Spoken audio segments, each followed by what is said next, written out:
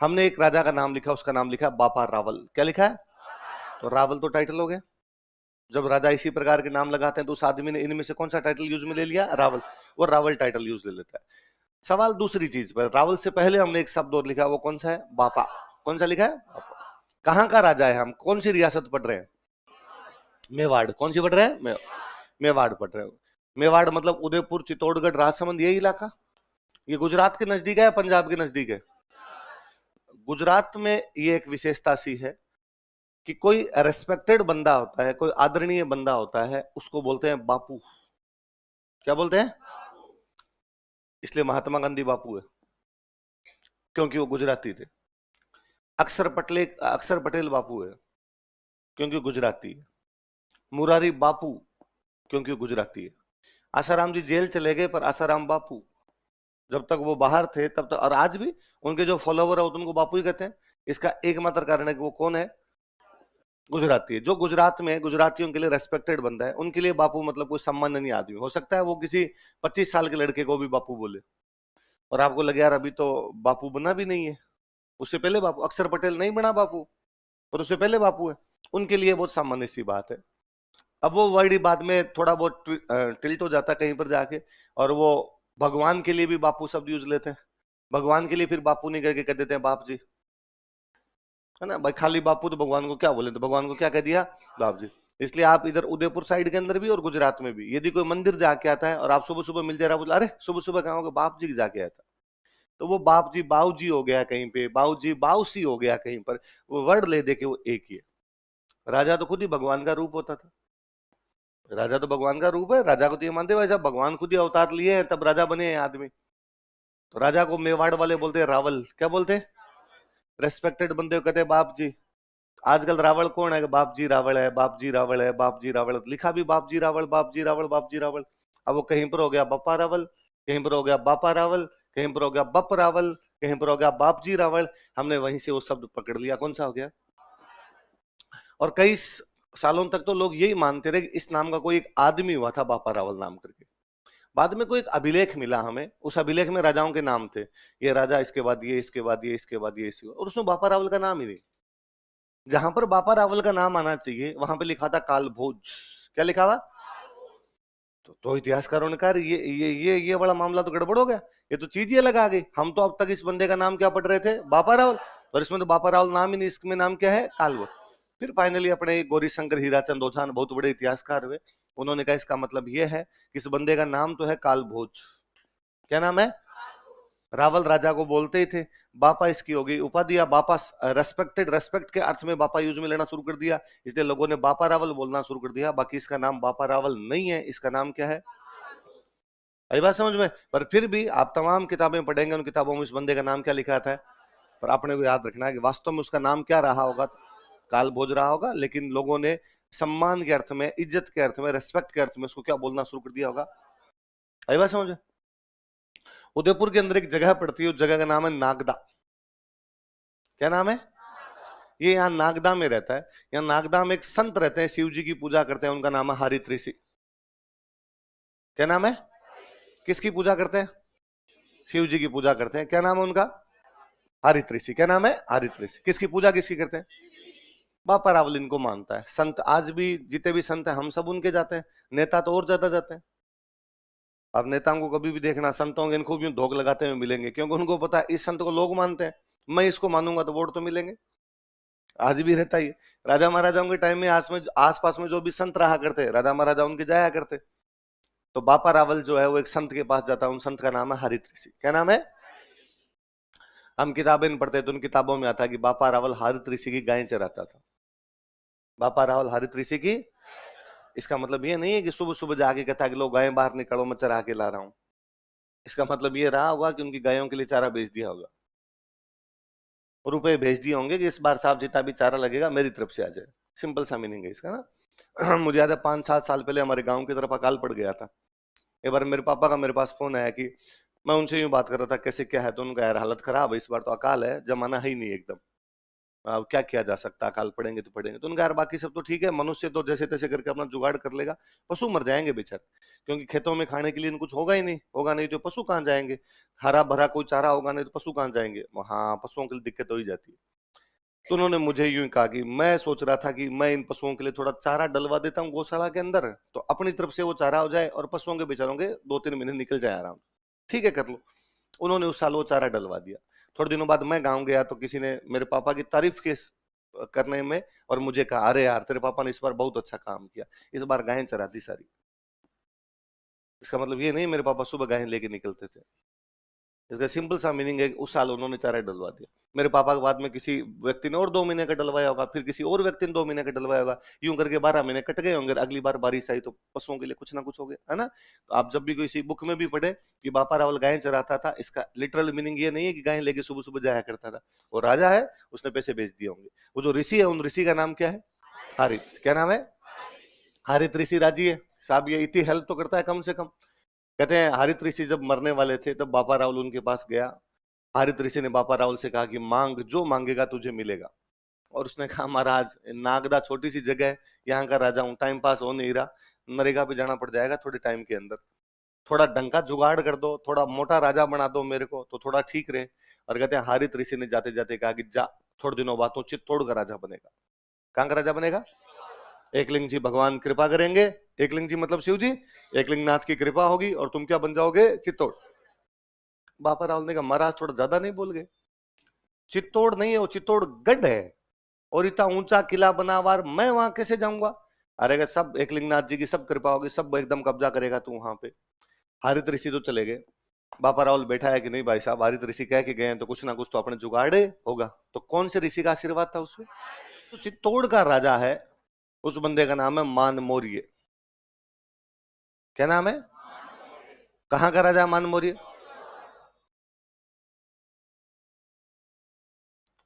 बापा रावल का मामा लगता है।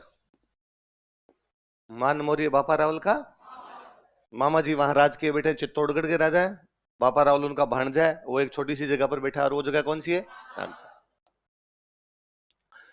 इधर अपने पाकिस्तान के अंदर एक जगह पड़ती है सिंध।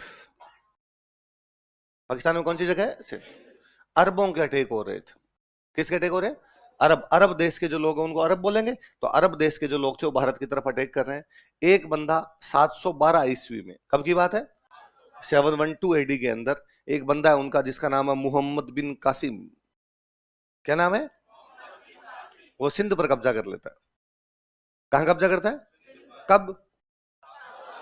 कहां पे कब्जा करता है? कौन? भारत में मुसलमानों का पहला कब्जा। अटैक इससे पहले हो रहे थे, लेकिन पहली बार मुसलमान कहीं पर कब्जा कर लेते हैं तो कहां पर करते हैं? सिंध पे। कब करते हैं? कौन करता है? ये मुसलमान कहां से आए थे? अरब। कहां से आए थे? अरब। तो अरबी मुसलमान थे, अरबी मुसलमानों ने सिंध पर कब्जा कर लिया था 712 में, और उनका जो सेनापति उसका नाम क्या था? मोहम्मद बिन कासिम। सिंध राजस्थान का टच करता है, ऑब्वियस सी बात है, जिन्होंने सिंध पे कब्जा किया था अब आगे अटैक करेंगे। आगे अटैक करेंगे तो कहां करेंगे? राजस्थान पे करेंगे। और राजस्थान का सबसे मुख्य अड्डा कौन सा? इसका मतलब अगला अटैक कहां होगा? चित्तौड़गढ़ का राजा कौन है? इसके जो मंत्री संतरी थे उनको लगा कि अपना राजा कमजोर है, और यदि इधर से अरबों ने अटैक कर दिया, इधर से अरबी मुसलमानों ने चित्तौड़ पर अटैक कर दिया, तो अपना राजा चित्तौड़ को संभाले। तो साहब क्या किया जाए? तो राजा चेंज किया जाए। तो राजा चेंज करके किसको बनाया जाए? तो ऐसे आदमी को बनाया जाए जो चित्तौड़ को बचा सके। आसपास उन्होंने देखा यार कौन हो सकता है जो चित्तौड़ को बचा ले, और उनकी नजर जाती है नागदा पे। कहां जाती है? और नागदा में उस समय कौन बैठा हुआ है? बापा रावल। कौन बैठा हुआ है? वो बापा रावल के पास आए, मान मौर्य के मंत्री, इसके जो मंत्री वगैरह है वो आए, और आके कहा कि बापा रावल तू हमारे साथ चित्तौड़गढ़ चल और मान मौर्य को हटाकर और तू वहां का राजा बन जा। उसने कहा मामा जी को? वो शक्तिशाली आदमी है, मारेगा ऊपर से फेंकेगा नीचे। उनका हम तेरे साथ हैं, तेरे मामा जी जो हैं वो अरबों के यदि अटैक हो गए तो चित्तौड़ को बचा नहीं पाएंगे। चित्तौड़ को प्रोटेक्ट करने के लिए, हमारी जमीन को बचाने के लिए जरूरी है कि हम मान मौर्य को चेंज करें और तेरे को वहां का क्या बनाए? राजा। मान मौर्य ने कहा थैंक यू हारित ऋषि, क्योंकि हारित ऋषि कह के गए थे कि एक दिन तू कहां का राजा बन जाएगा? मान मौर्य। वो बापा रावल वहां से जाता है चित्तौड़, चित्तौड़ जाके मान मौर्य को हटाता है और कहां का राजा बन जाता है? चित्तौड़ का। ये बातें हैं 734 की। कब की बात है? पर हमारा सवाल ये होना चाहिए कि ये क्या जानकारियां हुई कि मम्मी का नाम ये था, रानी का नाम ये था? दुनिया में सबकी मम्मियां और उनका कुछ ना कुछ नाम है, दुनिया में रानियां हैं, उन रानियों के भी कुछ ना कुछ नाम है। और यदि मम्मी के नाम और रानी के नाम इतने महत्वपूर्ण है, फिर बापा रावल कितनी पढ़े? क्या था बापा रावल की मम्मी के नाम? नहीं पढ़ा हमने तो। कौन थी बापा रावल की रानी? नहीं पढ़ा हमने तो। यदि मम्मी का नाम और रानी का नाम इतना महत्वपूर्ण है, तो गुहिल की तो नहीं पढ़े, क्योंकि वो तो इस वंश का संस्थापक था। हम तो उसके बारे में नहीं पढ़ रहे। फिर अल्लट वालों में ऐसा क्या है कि हम उसके बारे में पढ़ रहे हैं? इसका मतलब कुछ ना कुछ तो ट्विस्ट है, तभी उनके बारे में पढ़ रहे हैं। अब पहली बात दोबारा बोलो, क्या लिखी हुई है? इसकी माता का नाम महालक्ष्मी। उस महालक्ष्मी खा जाइए, अगला बोलिए क्या था? वो उसका सरनेम है, राठौड़ क्या उसका सरनेम, उसका वंश है। कि वो अल्लट की जो मम्मी थी महालक्ष्मी, उसकी जो डायनेस्टी रही होगी कौन सी रहेगी? राठौड़। वो राठौड़ वंश की राजकुमारी है। किसकी राजकुमारी है? उसकी शादी भी होगी, अल्लट के पिताजी के साथ शादी हुई। अल्लट के पिताजी गोहिल वंश के हैं, एक राठौड़ वंश की राजकुमारी से क्या कर रहे हैं? शादी। इसमें भी क्या बड़ी बात है? सामान्य सी बात है, एक वंश का राजा दूसरे वंश में जाके शादी करेगा। सवाल यह है, कब का अभिलेख? कौन से राजा के टाइम का? शक्ति कुमार। अल्लट के टाइम का अभिलेख मिला, वो कब का है? अभी अल्लट के टाइम का ऊपर एक अभिलेख देख रहे हम, सारणेश्वर प्रशस्ति कब की है? 953। अल्लट कब हुआ है? लगभग 953 के आसपास। तो अल्लट के पिताजी तो 20 साल और पीछे जाओ, अल्लट के पिताजी लगभग कब रहेंगे? 933 के आसपास। मतलब 933 के आसपास अल्लट के पिताजी की रानी जो है उसका नाम क्या है? महालक्ष्मी राठौड़। इसका मतलब 933 के आसपास राठौड़ों की राजकुमारी शादी कर रहा है। उस टाइम राजस्थान में राठौड़ थे ही नहीं। राजस्थान में राठौड़ों के बारे में यह माना जाता है कि 1240 में आए थे। कब आए थे? आगे हम पूरी राठौड़, कल मैंने डायनेस्टी लिखवाई, राठौड़ डायनेस्टी वाले जो राठौड़ है उनके बारे में कहा जाता है कब आए थे? 1200। ये कौन थे? ये कहां के थे? यदि 1240 में आए थे, तो भी 300 साल पहले मेवाड़ का एक राजा जिस राठौड़ राजकुमारी से शादी कर रहा है, वो राठौड़ कौन है? वो राठौड़ कहां के हैं? हिस्ट्री के पास कई सालों तक इसके कोई जवाब नहीं थे। थे कौन भाई साहब ये? फिर हिस्ट्री को एक अभिलेख मिला, पाली में एक जगह पड़ती है हस्तिकुंडी। कौन सी जगह है? वहां से एक अभिलेख मिलता है 997 ईस्वी का। कब का अभिलेख है? और उसमें एक राजा का नाम है धवल राठौड़। क्या नाम है? तो लोगों ने कहा यार ये तो पूरा अभिलेख है इस आदमी, और बंदा बड़ा गजब आदमी है। वो कह रहा है भाई साहब, ये आबू में कोई राजा है और गुजरात वालों ने अटैक कर दिया, मेरे पास भाग के आया, मैंने बचाया उसको। वो कहता है मेवाड़ वाला शक्ति कुमार, नाम ही शक्ति कुमार है, कोई शक्ति नहीं है इसमें, और ये मालवा वालों ने अटैक कर दिया, भाग के मेरे पास आया, मैंने बचाया उसको। अभी जी धवल राठौड़ दूसरे लोगों को बचा रहा है, कुछ तो ताकतवर रहा होगा। तो हमने कहा इसका मतलब किसी टाइम इस पाली में हस्तिकुंडी नाम की जगह पे अभिलेख है, इसका मतलब हस्तिकुंडी नाम की जगह पर राठौड़ रहते हैं। तो वो जो राजा है, जिस राजा की जानकारी मिल रही है, उसका नाम है धवल राठौड़। क्या नाम है? क्या पता उसकी बुआ महालक्ष्मी राठौड़ हो। उदयपुर से पाली शादी करने की कोई बड़ी बात नहीं। उदयपुर का राजा आया और पाली शादी करके चला गया। तो अल्लट के पिताजी उदयपुर के राजा है, आहड़ के नागदा के राजा है, वो पाली है और शादी करके चले गए। ठीक है, मान लिया कि 997 के आसपास में, और एक राठौड़ का अभिलेख मिलता है धवल राठौड़, और वो कहता है मेरे से पहले मेरे पिताजी थे, उससे पहले दादाजी थे, उससे पहले परदादाजी थे, 4-5 के नाम और बताता है। इसका मतलब पाली के आसपास राठौड़ थे। फिर कहां चले गए? क्योंकि अब जितने हैं वो तो कह रहे हैं हम तो 1240 में आए थे, तो कहां चले गए वो? हिस्ट्री के पास अभी तक कोई जवाब नहीं है कि इस 997 से लेकर 1240 के बीच में उन राठौड़ों का क्या इतिहास है। हमारे पास ऐसी कोई भी जानकारी, पर यह जानकारी है कि 997 के आसपास तो है। क्या जानकारी तुम्हारे पास कैसे है कि साहब एक तो पाली में पूरा अभिलेख ही मिला उनका हस्तिकुंडी, और क्या जानकारी है कि साहब मेवाड़ के एक राजा की रानी का नाम महालक्ष्मी राठौड़ है। इसका मतलब उसने आसपास ही शादी की है, और कहीं तो दूर तो जाने से रहा। क्योंकि नॉर्मली यह माना जाता है कि जो अब जो राठौड़ है उनके लिए कहा जाता है कर्नाटक से आए। कहां से आए थे? वो कर्नाटक के राष्ट्रकूट थे। तो ये तो अब माना नहीं जा सकता कि मेवाड़ का राजा कर्नाटक जाके ब्याह करके आया, या तो फिर कर्नाटक वाले राठौड़ों में ब्याह करके आया होगा, तो ये तो पॉसिबल नहीं उस समय। फिर नजदीक किया होगा, नजदीक किया होगा तो कहां किया होगा? पाली किया होगा। तो ये बड़ी गजब जानकारी है कि अल्लट की मम्मी कौन है। आई बात समझे? इसलिए हम पढ़ते हैं यार ये अलग चीज मिल रही है। उस समय तक राठौड़ थे नहीं, और यदि थे तो उनके बारे में अब हमारे पास कोई जानकारियां, थोड़ी बहुत जानकारियां, तो थोड़ी बहुत जानकारियां पढ़ने लायक हो जाती है फिर। तो एक जानकारी है कि अल्लट की मम्मी का नाम क्या था। दूसरा पॉइंट बोलो क्या लिखा? उसकी हूण रानी। बस इतने भी रुक जाओ। उसकी कौन सी रानी? कौन सी रानी? ये हूण तो भारत के नहीं थे, ये तो आए मध्य एशिया से थे। कहां से आए थे? ईरान की तरफ से आगे से हूण आए थे, भारत में आए, अटैक करते हुए आए, कुछ हारे कुछ जीते, फिर यहीं बस गए। आपको सर ये भी कोई बड़ी बात नहीं, पहले बॉर्डर नहीं हुआ करते थे, कोई इधर से इधर आता और उधर से उधर जा, क्या बड़ी बात? दुनिया में खूब सारे लोगों का माइग्रेशन हुआ है, भारत वाले बाहर चले गए होगा, कोई बाहर वाला इधर आ गया होगा। बात तो ये भी सही है, इस प्रकार की भी कोई बड़ी बात नहीं है। बड़ी बात यह है कि बाहर से कुछ लोग आए, वो यहां आके बस गए और अपने वालों ने उनमें ब्याह कर लिया। क्योंकि हमारे तो कास्ट सिस्टम है भाई साहब, जाति व्यवस्था है, जाति से बाहर ब्याह ही नहीं करते। इसका मतलब तब तक कुछ चीजें ऐसी है कि या तो जो बाहर से आए थे हमने उनको गंगा जल के छिंटे मार के कहा हिंदू हो तुम, बैठो ये जात है तुम्हारी। इसका मतलब लोगों को स्वीकार करने की तब तक व्यवस्था थी कि बाहर से भी आए और यदि हमारी परंपरा को अपना ले तो यहां रह जाए। इसका मतलब हूण बाहर से आए थे, हमारे यहाँ के बस गए और हमारे राजा महाराजा ने उनमें शादियां ब्याह और करने शुरू कर दिए। इसलिए अल्लट हमारे जाके एक हूण राजकुमारी से शादी कर रहा है। हूण राजकुमारी का नाम क्या है? और वो वहां पर एक गांव बसा रही है, गांव का नाम क्या है ना? ये भारतीय संस्कृति का एक गुण बताता है कि भारतीय संस्कृति ने बाहर से आने वाले लोगों को अपने में मिला लिया। शक बाहर से आए, कुषाण बाहर से आए, हूण बाहर से आए। क्या आज भारत में आप किसी व्यक्ति को देख के कह सकते हो भाई साहब तुम्हें देख के मुझे शक है कि तुम शक हो? किसी व्यक्ति को देख कह सकते हो कि यार तुम कुषाण क्यों लग रहे हो मुझे थोड़े थोड़े? या किसी लड़की को देख के आप कहोगे ये हूण है पक्की पक्की, हरिया देवी भी ऐसी ही रही होगी? नहीं कह सकते ना। मिल गए, सब के सब हमारे अंदर ही मिल गए। आत्मसातीकरण क्या बोलते हैं? एडप्टेशन। भारतीय संस्कृति एडप्ट करती है, चीजों को अपने आप में मिलाती है। दुनिया की वे सिविलाइजेशन, वे सभ्यताएं जिनमें एडप्टेशन था, जिनमें आत्मसातीकरण था, वो जिंदा है। वे सभ्यताएं जो रिजिड थी, जो कठोर थी, जो बाहरी चीजों को स्वीकार नहीं कर पाई, समाप्त हो गई। इसलिए गाने की किसी की लाइन है कि यूनान मिस्र रोमा सब मिट गए जहां से, कुछ बात है कि हस्ती मिटती नहीं हमारी।